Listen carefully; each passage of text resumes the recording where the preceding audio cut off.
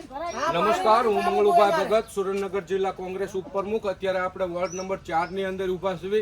Ward number 4 ની અંદર અત્યારે 10-12 બહેનો મારી પાસે હું આવ્યો છું। પાણીની પરિસ્થિતિ ખરાબ છે, એના હિસાબે અત્યારે મને બોલાવ્યો છે, હું આવ્યો છું।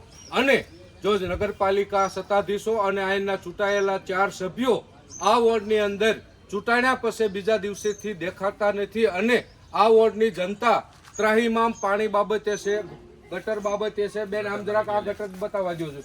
આ ગટરની પરિસ્થિતિ એવી ખરાબ છે કે ગામની જનતા અહીંથી આ મકાન ખાલી કરીને બાજુના વાળા ભાઈ બીજે રવા ભાડે વહી ગયા છે, ઘરનું મકાન છોડી અને આવી અમારી નગરપાલિકાની વ્યવસ્થા છે। એટલે અમારું ગામ અત્યારે પરિસ્થિતિ ખરાબ છે અને અમારું ગામ એક ઠેકાણેથી બીજે સ્થળાંતર કરી રહ્યું છે।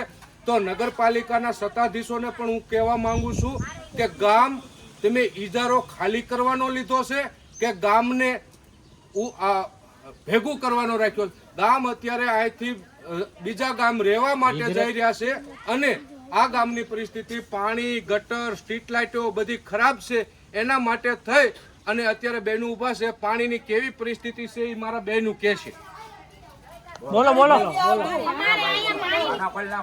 મોટું ખોલીને બોલો તમને પાણીની તકલીફ પડી છે પણ કોઈ પાણીની જાણ કરતું નથી। છતાંય અમે એમ રવી છે, કામેથી આવ્યા ધોવા તો અમારે પાણી જોઈ જ ન જાય તો 8 દિવસ 15 દિવસ તમે પાણી આપો છો તો પીવાનું પાણી અમારે ક્યાંક ભરવા ક્યાં જવું? ઠેક ધારે પાણી ભરવા જવું, સત્તાધાર નાખ્યા પર અમારે શું કરવાનું?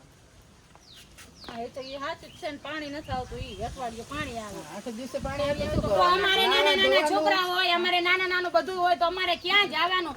તો અમે કોને કેવી આ બધી વાત?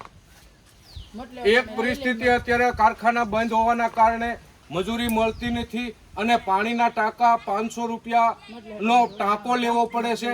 તો અત્યારે અમારે પરિસ્થિતિ પાણીની વ્યવસ્થા જલ્દી ને જલ્દી થાય અને આ ગટરની વ્યવસ્થા જલ્દી કરાવો એવી અમે નગરપાલિકાના સત્તાધીશોને માંગણી અને લાંગણી છે। એટલે મહેરબાની કરીએ અને તમે આખા ગામની અંદર જે 10-10 દિવસે પાણી દેવાની વ્યવસ્થા છે એ દર 3જા દિવસે વરસાદ થાય ત્યાં સુધી એવી વ્યવસ્થા કરો કે દર 3જા દિવસે ગામને પાણી મળે અને સારું અને શુદ્ધ પાણી મળે એવી અમારી નમ્ર વિનંતી છે। જય હિન્દ, જય ભારત।